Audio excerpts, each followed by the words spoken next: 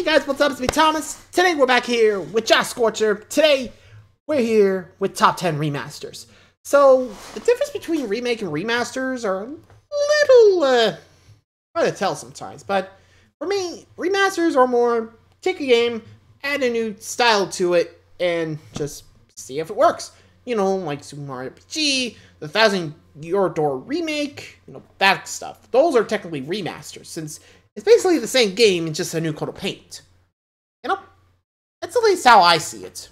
I don't know if that's accurate, but, well, let's just see for ourselves. Like I said, definitely added that and the MX remasters. So, shall we? Be sure to like, subscribe for more. Hope you enjoyed. Let's check it out. Let's see the top 10 remasters.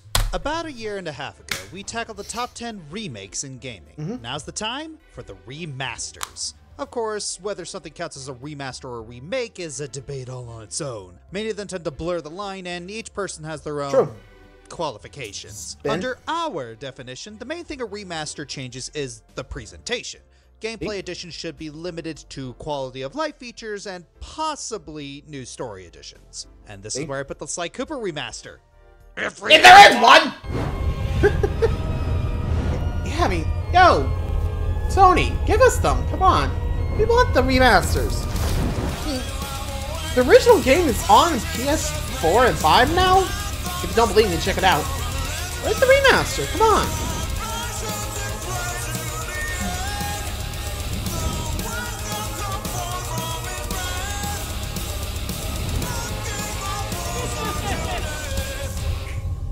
Let's go. What's first up? Oh, hey, Apollo. Feel like that's gonna be coming up sooner or later. Nowadays, there isn't a person alive who has at least heard of SpongeBob SquarePants. We know the memes, the voices, the tragedies, even those tragedies. And of course, we know the games. Arguably one of the most well-known is Battle for Bikini Bottom. Speedrunners especially love the heck out of this game, and why wouldn't they? It's a zany, colorful adventure with cartoony platforming, open world, linear levels, and a story that feels pulled straight from the show. In an age where collectathons were losing steam, this felt like a diamond in the rough. Naturally, with SpongeBob's popularity, it was only a matter of time before a remake of its most popular games came out. Gotta keep that cash cow flowing somehow. And so, in 2020, the world was given Rehydrated. Bikini Bottom Rehydrated. And honestly, it's more or less the same, but in a good way. The biggest changes to the game obviously are the graphics. The colors pop out the a animation, whole lot don't better. forget The that. levels feel more on par with the cartoon. I mean, the Kelp Force level is still but at least you can see where you're going now. Also, the character models got a massive makeover, reflecting their more modern appearances and giving them smoother animation and cutscenes. They also have their own idle animations, which of course means more memes. They also introduced a multiplayer mode that was cut from the original game where you do battle you get with the a giant robotic Squidward. Admittedly, there's not a whole lot to it, but at least you have the option. Yeah, again, that's more of a collectathon rather than this. And the biggest godsend of all, fast travel. Yeah. That's right, no more pulling your hair out trying to find the location of a missing golden spatula. You can just click on the silver spatula on the menu and boom. Now, all these changes are great, but the game still feels mostly the same. The gameplay and the story are the same. Sandy's still OP, and the voice clips are reused from the original. Now, this is good because it has all the nostalgia and zaniness we loved about the original with a fresh look. But what's not so great is they still didn't get Clancy Brown to do Mr. Krabs' lines. Sorry, Clancy. For whatever reason, they couldn't get him for a lot of the games in the earlier days. But it's the 2020s. Would it have been that hard to get him in the booth to give his character his proper voice? They got him for the next game, Cosmic Shake. Spoiler alert, that game's fun too.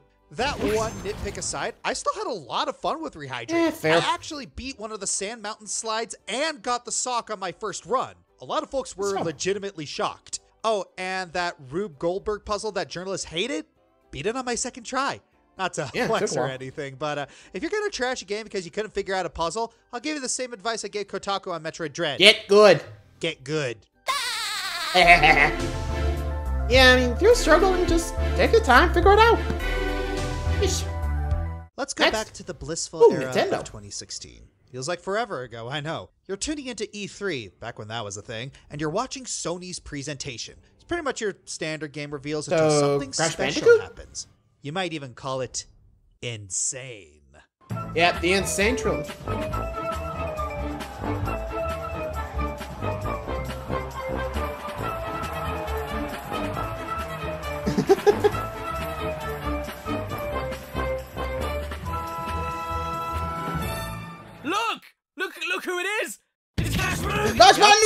8 years of absence, because Naughty Dog was busy milking The Last of Us for all it's worth, Crash Okay. Bandicoot himself rose from his grave with a remake of not 1, not 2, but 3 games! to celebrate his return in one package.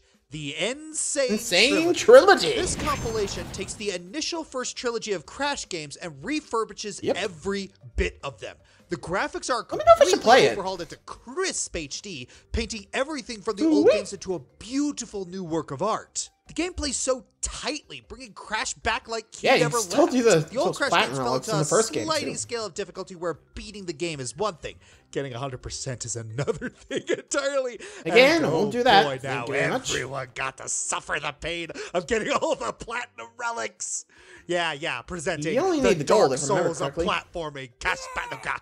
And yeah, you know, this is a trilogy. Sorry. They didn't cut back on cramming this game with content. Even the unused level Stormy Ascent, Crash 1's Ultimate Challenge, was included. This isn't a package of 3 individual games. It's one massive game with the content of a trilogy's worth. With the absolute mess of Crash's history, since Naughty Dog passed the IP around to be abandoned, the Insane Trilogy was the ultimate way to win back the fanbase with a clear head and a bright future. Thank you, They Vicarious. were done after a single game. No! The Insane Trilogy gave Crash enough momentum to have another remake of Crash Team Racing, this time a new original game, and was enough of a success to convince Activision to bring Spyro back from Skylanders Limbo. When a remaster is enough to bring 2 series back into relevance after so long without any games, then yeah, the Insane Trilogy was more of a success. Good thing that Vicarious Visions was able to keep, of course. Activision did an Activision. Still, Crash came back, in spite of everything. For 5 minutes. God Could damn it. you not be yourself? For 5 5 minutes! There's some Activision! You had to milk it. Way they go. Next. Oh, DuckTales. Damn. No, I'm not talking about the 2017 reboot. I'm talking about the original series that aired in 1987, back when nobody had to make as many Disney sucks now jokes as possible. Though let's be honest, I'm not gonna stop finding material for them anytime soon. While not as popular as Disney properties at the time, it was still iconic enough to garner itself a fan base. So a couple years after the We show all know the premiere, theme song. Capcom published a video game Life for the is NES like a titled hurricane here DuckTales. in... I'm sorry. What was your name again? When it came out, the overall reaction was fine. It had good game design and decent gameplay mechanics, which was more than I could say for A lot of other games. licensed NES games at the time. But there were also some people commenting that it was more for younger audiences that watched DuckTales, the show at the time, and with how the game could be beaten in a meager half hour. So when the game got a remaster in 2013, one of the first additions was to add an extra 90 minutes of gameplay that included more story content. Oh, and with full voice acting for the characters I see. And is that the original VA for Scrooge McDuck, Alan Young? Not the Beagle Boys again. If they think they can stand between Hello, Scrooge Alan. McDuck and his 3 cubic acres of cash, they've got They got another thing coming. coming. As for the graphics and gameplay, it sticks its 2D sprites onto 3D Even the witch. backgrounds to create what we in the industry call 2.5D! As long as it doesn't look like the characters are on a green screen, I don't care what you call it. The game also includes an on-screen map for easier difficulties, Sorry, an my little easier bunny. pogo jump, Bonk. as well as a tutorial level set in Scrooge's money bin. Story-wise, characters who are more in the background in the original game, including Magica Dispel and the Beagle Boys, are given a much larger role in the remaster. When it comes to doing this sort of thing for an NES title, DuckTales Remastered does everything, and then some. Keep in mind, this was also released in 2013, 4 years before DuckTales would get rebooted. So this remaster was likely an introduction for those who didn't grow up with the original series. And for those who did, Was that the it serves plan? as a reimagining of a childhood classic for an older generation.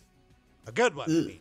Adults usually expect more out of video games than kids do, so seeing the DuckTales game expand as much as it did shows that the team behind it cared about their audience. Now, if only Disney would start showing that same care again instead of, oh, it's on the tip of my tongue, everything else they're doing.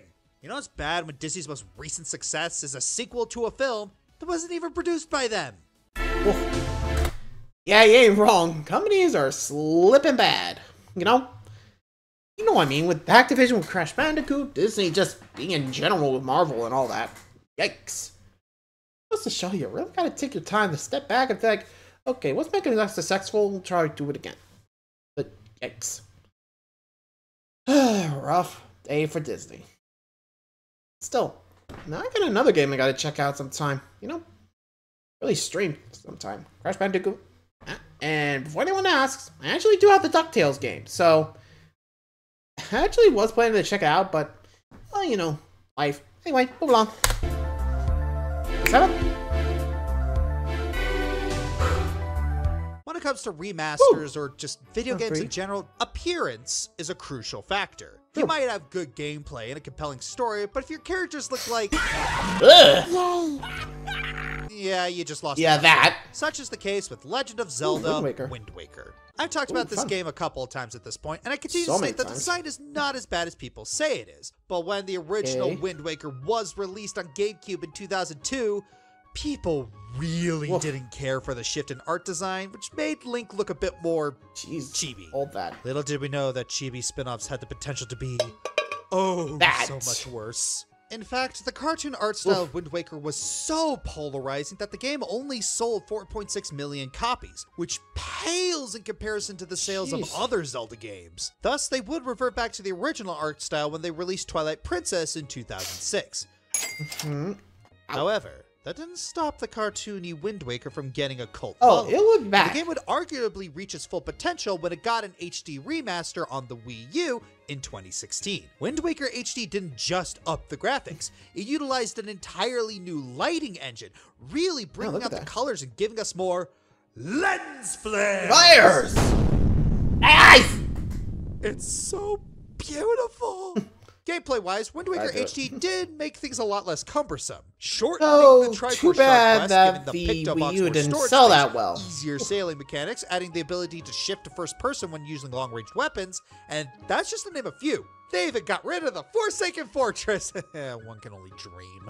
There were also some additional control methods meant specifically for the Wii U gamepad. You can access your inventory without needing to pause the game and switch between items more quickly. It's incredibly convenient for when you need to access Wind Waker in a pinch. With all these improvements made to Wind Waker, the HD remaster would sell half the copies Rough. that the original sold. But then again, let's be Again, honest, that's more it Wii was U's on fault. a failing console. That failure was spectacular, even for me. Honestly, I just wish that people would let go of their backwards attitude towards Wind Waker already. Even if you weren't impressed with Amen, the original brother. GameCube game's appearance, the HD remaster more than solidifies looks its so cult following. good. Yeah, I could argue that they could have given the GameCube art style a few more touch-ups rather than just leaving it unchanged, but it's not like the art style didn't translate well into HD. In fact, it arguably looks better thanks to the rest of its technical advancements. It almost makes you Now, if wonder only we could how get it on Wind the Waker would Switch. look on the It'd be Switch. golden. You know? Unfortunately, instead of porting Wind Waker to Switch to make more money, they're just going to continue to target people that use emulators and review their games on YouTube. Seriously, Nintendo, can you stop being Nintendo for once? I don't give a damn what you people want. That's the problem! No kidding. They're stuck in their ways. I don't know what's gonna make them change. So, this is awkward. We have to What? sing the praises of another Nintendo remaster, and one that was on the Switch. Well then, Xenoblade has been going through quite the renaissance throughout Switch's lifetime. Xenoblade 2 brought the series back to the limelight, and Xenoblade 3 showed off its staying power. But none of this would have happened without yeah, the first the Xeno first game that started it all, Xenoblade Xenoblade Chronicles Chronicles. 1. Wait, I meant Xenoblade. And great, now I'm getting blasted by Xenosaga and Xenogears fans. Of course. Xenoblade Definitive came out at just the right time, continuing the hype of 2 while 3 was in production. Not only did it upgrade the graphics to the same standards of 2, but it added quite a few quality of life options as well. Marking for Again, positional have attacks this. and auto run was one thing, but how about making the Rebuilding Colony 6 quest, one of the most tedious side quests in the series, much easier? Never mind new difficulty settings, better UI for menus and side quests, the fashion equipment so you can always have your best looking gear on, and time attack mode. The biggest improvement would be Expert Mode, which allows you to stockpile XP and be able to freely choose your level at any time. An amazing option Really? since the item drop rate does depend on the level, and you can make yourself weaker to make the game harder. Seriously, this should be in every RPG. That and the active Time Lore system from Final Fantasy 16. Oh, and ×2 speed, no random encounter toggles, and the new feature in Borderlands 3, which lets you play with a max level character from the start after beating the game. I guess that would just be New Game Plus, though. Like how Xenoblade 2 had Torna the Golden Country and Xenoblade 3 has Future Redeemed, this shiny new port gets its own short adventure with Future Connected. However, unlike the other two, which are considered amazing standalone experiences, Future Connected is more mixed. It's not bad, but it takes away visions and chain attacks to make a more streamlined system. Plus, it's just there to foreshadow Xenoblade 3 without giving a satisfying story otherwise. Regardless, Xenoblade Definitive is a fantastic one of the best Nintendo games and one of the best JRPGs of all time, and I'm super happy that Monolith took the time to make it. Though if they could also port over Xenoblade X, that would be great. I blame Nintendo. X is a game. Please give us X! Please! I'm with Josh. I love that game. Come on.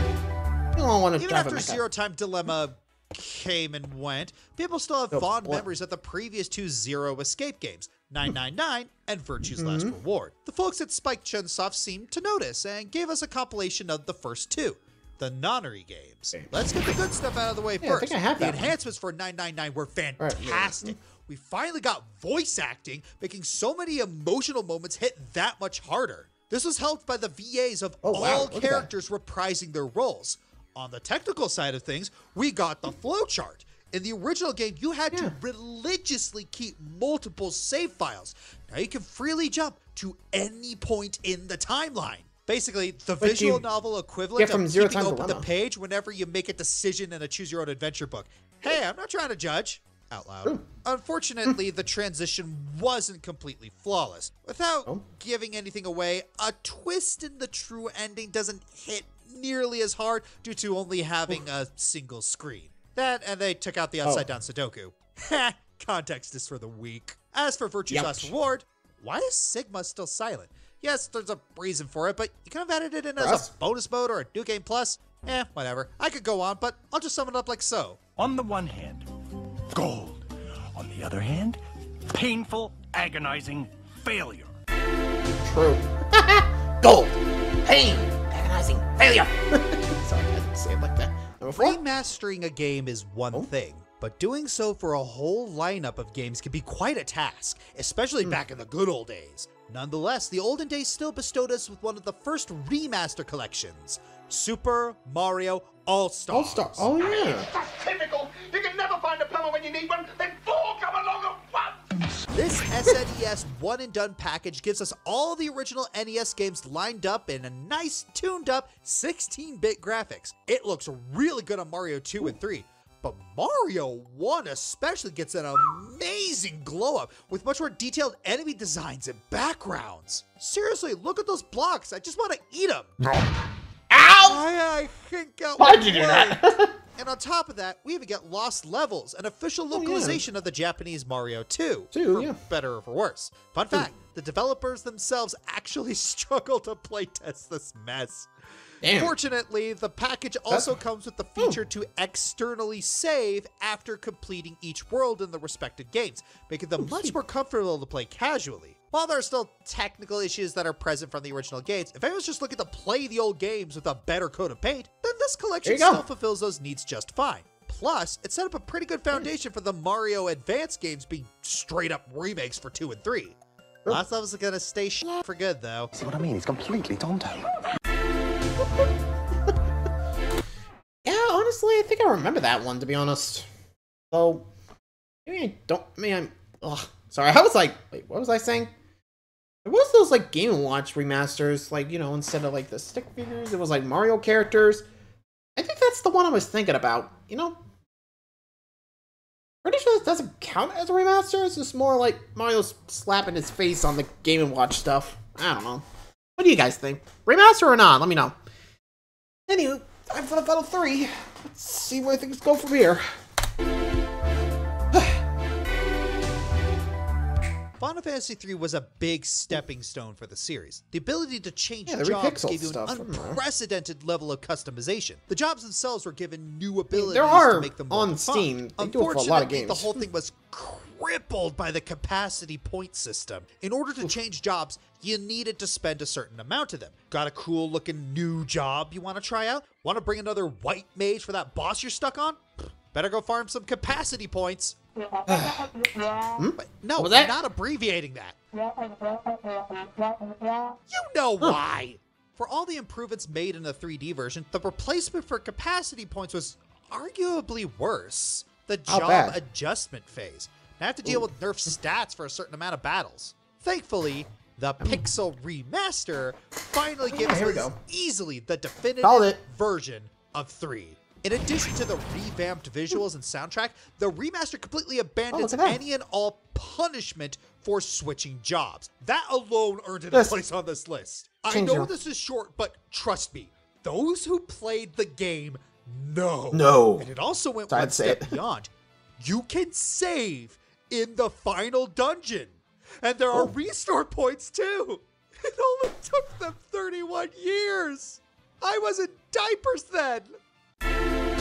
I know. Sorry, I had to do it. Not sure about the rest of the Pixel remasters. Check those out. Prime, the fifth major game in the series. The one that came out of nowhere. Takes Samus to a whole new dimension. The third dimension. Yep. Because it's their first 3D game. I'm not proud of that one, but I'm not apologizing either. Anyway, it was also the first in the series to implement the first-person shooting aspect, which became a much-welcomed addition. It kickstarted the Prime trilogy and became one of the most influential games of all time. Years later, well, until Other M, but we don't talk about that shit. The game was rejuvenated for the Switch. How did they do? Well, it's number 2, ain't it? True. The minute you turn it on, you'll notice one of the biggest overhauls to the original. The graphics. The lighting and environmental upgrades make the world around you feel more alive and foreboding. Not to mention Samus herself gets a bit of a makeover. She looks much more realistic than normal, while still holding on to her recognizable traits. Not only does it help her match the enhanced ambience, but realism actually looks good on her. A lot of fans definitely say so. The rooms also feel more interesting, which is essential for when you have to backtrack. You don't have to worry about lingering gases from the frickin' blast cap mushrooms. But arguably, the most welcomed addition to the remaster? The controls. The original Metroid Prime's controls worked fine, but they feel a bit dated compared to today's standards. Yeah, it felt a little clunky when I tried it. The camera getting in the way. I can't press the fire button and jump at the same time! Wrong, because now the controls are customizable. Along with the classic GameCube controls, you also got the dual stick system, which makes aiming and moving thank God. For those who fancy the Wii port, there's also pointer motion controls. And finally, the hybrid system, which gives us the best of both the GameCube and Wii gameplay. Whatever your preference, it's still available for you to decide and make your experience that much more enjoyable. This revitalized package also comes with a new extras menu, your firearm having additional shots while being charged, and the return of charge beam animations. I don't know why the Wii port axed them. Overall, it's a choice seeing the Metroid franchise getting the love it needed for the Switch. Polishing one of its most popular titles was a great step in the right direction. It gives me a lot of hope for the upcoming 4th Prime game. Not so much for, you know who's hissy fit over skill issues. Amen, brother. Amen. The fact they just showed the trailer like, hey, it's coming out today. Go get it. The changes are mostly cosmetic, but it's nice to see those classic titles brought to life again. Dark Souls Remastered. Way better frame rate and graphics and more slots open for online play. Monkey Island 1+2 Special Edition. Now with updated graphics and voice acting. It's also the very last time we get to hear Earl Bowen as LeChuck. Paper Mario: The Thousand Year Door. Really blurred the line between remake and remaster here, but the results are still great. That's what I thought too. Hey, number 1. Right, hi, Sam. Hi, Max. Who are these guys? Strap in, boys. It's gonna be a long one. It's funny we don't talk about Sam and Max that much since they've got an interesting history. 2 indie comic characters got their own LucasArts game back in 1993, and it became a cult classic with adventure players. They nearly got 2 sequels, but neither made it past the cutting room floor. But then along came Telltale Games, and boom! 3 seasons worth of Sam and Max misadventures. The humor, music, and gameplay kept people hooked for years. It became one of the company's longest lasting series before their real cash cow showed up. But then, silence. Outside of a few guest starring roles and Easter eggs, we've had no new Sam and Max games for over 10 years. On the one hand, Season 3 was a great stopping point for this ongoing series. But on the other hand, Telltale had their grips on this IP so that no one else could make a game for the duo. Then 2018 came around and... bye-bye. Well, that happened. For most games, the story would end there. But instead... Dead? Skunk I Cape? like it already. Hell yeah. This feels oddly familiar. And thus from Telltale's Bonk. Ashes wrote Skunk Cape Games, who painstakingly brought the trilogy back to life with the remasters. Polished dialogue clips, updated character models, fitting character redesigns, concept ideas that were lost in the original cuts, and gorgeous cinematic lighting and cutscenes. And to really spice things up, brand new music tracks composed by the man, the myth, Randy the Trimble. legend, Jared Emerson Johnson. But the changes didn't stop aesthetic-wise. Most of the time, they helped cut down the backtracking from the original releases. And most importantly, they reinvented the gameplay system for the first 2 seasons. This is a mercy because before, trying to point and click on a console was a nightmare. Ugh.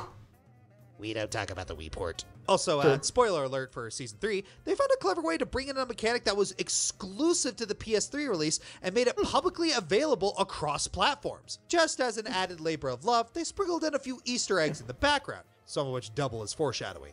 Oh, and there's this really cute one in Season 2 where Clementine from The Walking Dead makes a cameo just to say hi to us. Thank you, Sam and Max. It doesn't do much, but I just thought it was cute. Okay, there's an elephant in the room. Yeah, it's like... Nope. And I'm there's in. another. Teehee. There's one change that didn't sit right with Bosco. some fans. Bosco. For the remaster releases, they had Oogie Banks re-record his dialogue, because, let's be honest, a white guy doing a stereotypical black guy voice isn't really kosher anymore. I admit Banks had a rough start in Season 1, but he got better over time and even re-recorded a few takes for one of the patches. But when he redubbed Bosco's lines, they also took out a few jokes that didn't really age well in their eyes. Of course, you got the bitter Bettys who complained about how they censored the game or made it more woke. Okay, first of all, you keep using the word.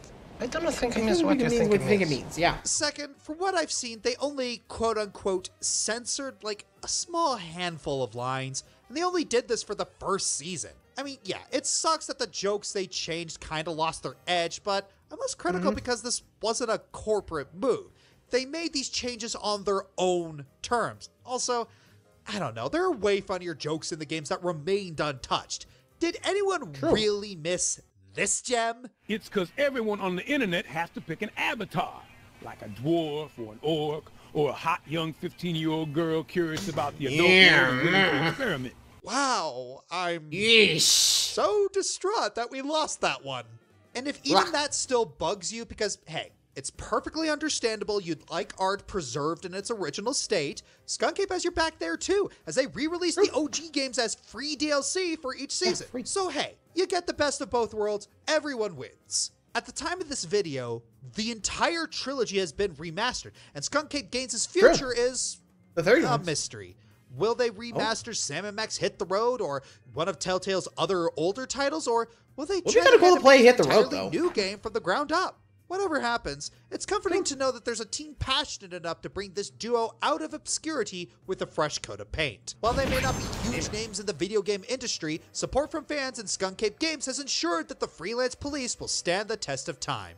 Keep cracking us up, little buddies. Sam & Max fans are the best in the world. Thank you, Sam. I'm Josh Scorcher, and... Earthquake!